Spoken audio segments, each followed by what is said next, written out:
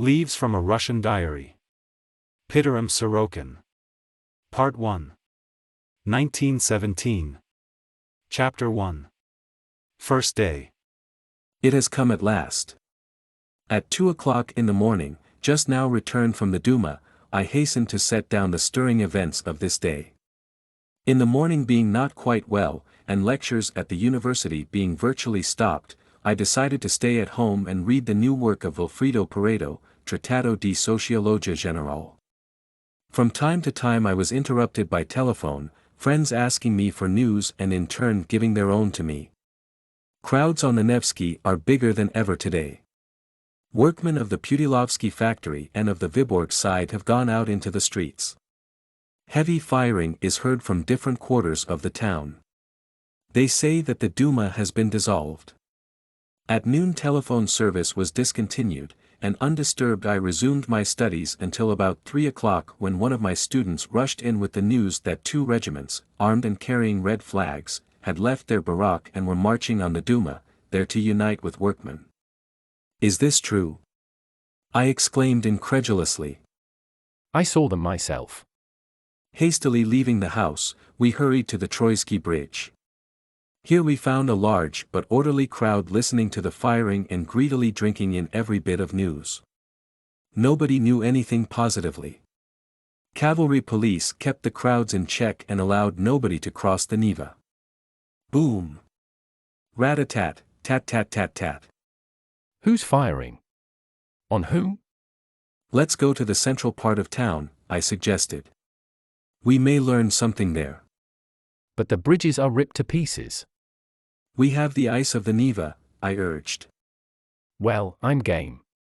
Not without difficulty did we cross the river and reach the Economic Committee of the Union of Cities and Zemstvos, county councils, where I hoped to get authentic information, but here they knew no more than we. Somehow or other we had to find out what was happening.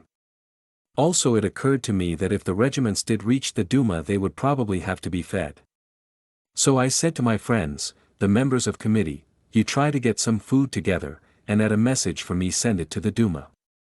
An old acquaintance, Mr. Kuzmin, at this moment joined us and we started. Nevsky Prospect near the Ekaterina Canal was still quiet, but as we turned into the Lytiny the crowd grew larger and much louder grew the sound of the guns. The frantic efforts of the police to disperse the crowds were utterly without effect. "Ah! Pharaohs! Your end is coming!" howled the mob. From where we stood we could see the red glow of a fire near the Nikolaevsky station. "At last! At last!" cried a man pointing to the ominous reflection. "What is burning?" "The police station." he exulted. "But there is a fire station in the same building." "That won't help. We are going to destroy all government offices, burn, smash, kill all police, all tyrants, all despots," he cried in frenzy. Advancing cautiously along the Lytiny, we came upon fresh bloodstains and saw on the pavement 2 dead bodies. Before our horrified eyes a man, trying to cross the street, fell mortally wounded by a flying bullet. Skillfully maneuvering, we finally reached the tower-eyed palace, finding around the building vast crowds of people, soldiers and workmen. No attempt had yet been made to enter the Russian parliament, but cannon and machine guns were everywhere in evidence.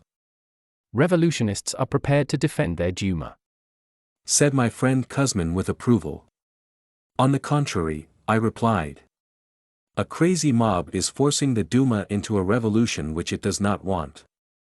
You will soon behold the real object of this demonstration." The hall of the Duma presented a striking contrast to the tumult without. Here was comfort, dignity, order. Only here and there in corners could be seen small groups of deputies discussing the situation. At the door I met the Social Democrat Skoblev. "Hurrah! It has come at last." He greeted us with outstretched hand. "Have the soldiers had any food?" I asked. "Little enough. Can you do anything about this?" "I am going to try to do something," I assured him. The Duma, the deputy Rajevsky told me, had actually been dissolved, but an executive committee had been appointed as a temporary government. Does this mean that you have allied yourself with the revolution? I asked. No. However, perhaps I have. He replied nervously. This same confusion and uncertainty I observed in utterances of other deputies. The captains who were steering the ship of state into the teeth of hurricane were not sure of their own course. A bad symptom, I thought to myself. But perhaps I do them injustice. I next made an attempt to call various friends by telephone, but the service by this time was impossible, so I went back to the court of the Duma and explained to a group of soldiers that I was trying to get provisions brought for them. They found an automobile, with a red flag flying from it, and we drove off through the crowd. This is enough to hang us all in case the revolution is put down, I said to my guards jestingly. Don't worry. All will be right. They answered. Near the Duma lived the lawyer Grusenberg. His telephone was working and I got in touch with friends who promised that food for the troops would soon be forthcoming. Returning to the Duma, I found the crowds massed closer than ever. In the courtyard and in all adjacent streets were excited groups surrounding orators, members of the Duma, soldiers, and workmen, all holding forth on the significance of the day's events, hailing the revolution and the fall of Tsarist despotism. All exalted the rising power of the people and called on all citizens to support the revolution. These incendiary speeches aroused immense enthusiasm. At the doors of the palace the crowd were calling for one and another of the more popular deputies, and compelled to appear, they all mounted the rostrum and spoke. These feather-headed politicians are enjoying themselves now, said a skeptical friend who stood at my side. Let us see what they will think about things a few days from now. But I myself, having caught some of the spirit of the hour, exclaimed confidently, Ah, pessimist! You do not know the people. Today they are satisfied with speeches from their leaders. Tomorrow they will demand action. To the devil with it all, he retorted.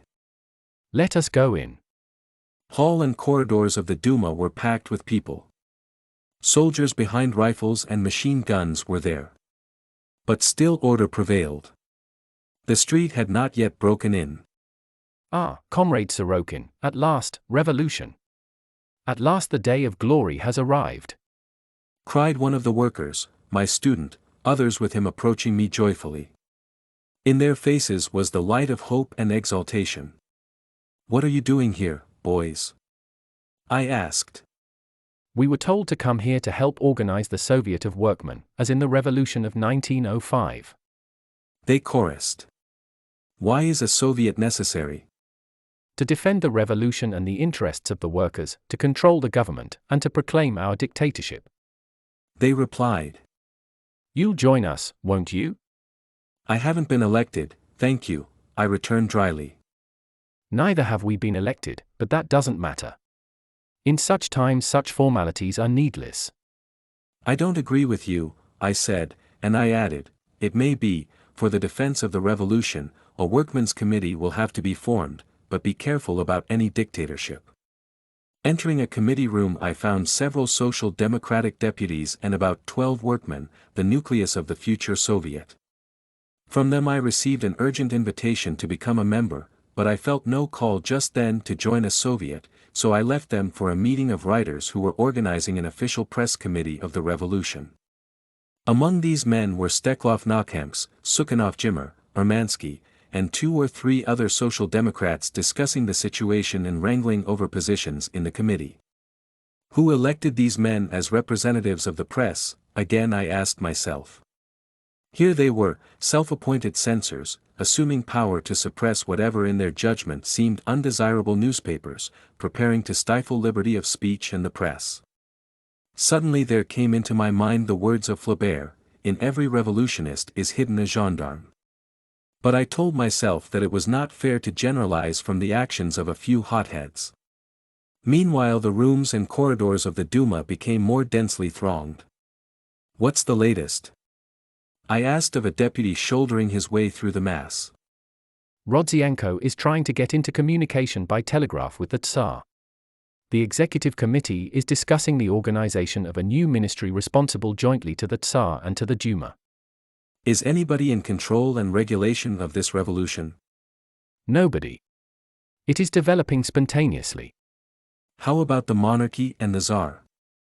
I know absolutely nothing. Too bad if even you don't know about these things, I remarked sarcastically. Food was being brought in, a buffet was set up, and girl students began to feed the soldiers. This produced a sudden lull. But outside, I learned, things were going badly. Fires continued to break out. The people were growing hysterical with excitement, and as for the police, they had retreated. Again I sought the courtyard of the palace. The fever of liberty had by this time fairly intoxicated the multitude. Wild speeches and shrieks of applause filled the air. Excited in spite of myself, I too listened and applauded, and it was midnight before I could tear myself from the place. As no trams or cabs were to be had, I walked to the Petrograd Saya, a long distance from the Duma. It was very dark and no street lamps burned. Incessant firing reached my ears, and sometimes the firing seemed so near that all pedestrians stopped, looking around for shelter. Groups of citizens huddled against the walls of houses to avoid flying bullets. On the Lytiny blazed a very fierce fire, the magnificent building of the Okrujny Soud, the High Court, being in flames. Who started that fire? Someone exclaimed. Is it not necessary to have a court building for New Russia? The question went unanswered. We could see that other government buildings were also burning, among them police stations, and that no efforts were being made to extinguish the fires. On the faces of many spectators of this destruction were expressions of intense satisfaction. Their countenances, in the red blaze, looked demoniac as they shouted, laughed, and danced.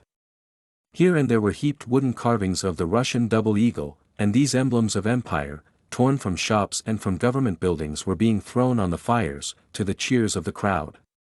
The old regime was disappearing in ashes and no one regretted them. No one cared even when the fires spread to private houses. Let them go. One man said defiantly. When would his chopped chips fly? Twice I came on groups of soldiers and street loafers looting wine shops with no one to stop them. But the farther we went from the Duma, the more nearly normal things appeared. Here a few policemen remained at their posts. The firing was fainter. But when we crossed the Neva there came such a burst of rifle firing that everybody dropped flat on the ice until it ceased. As we reached the opposite shore we saw corpses lying on the snow. At 2 o'clock I reached home and sat down to write these hurried notes. Am I glad or am I sorry? I can hardly tell, but certainly in my mind are persistent apprehensions. Tonight only a part of the city is in the hands of revolutionists, but what will happen tomorrow? How long will this disorder continue? How many lives will be taken? Will these events weaken, or perhaps even destroy the army? Is it possible that they may result in the invasion of Russia by the Germans? It seems a terribly dangerous time to launch a revolution. But perhaps my premonitions are foolish. So many rejoicing and patriotic people cannot be wrong.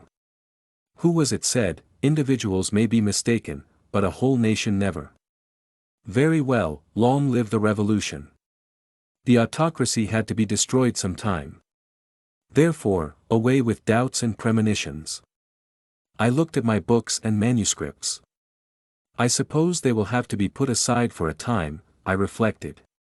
This is no time for study. Action is the thing. Goodbye, beloved friends. The firing begins again.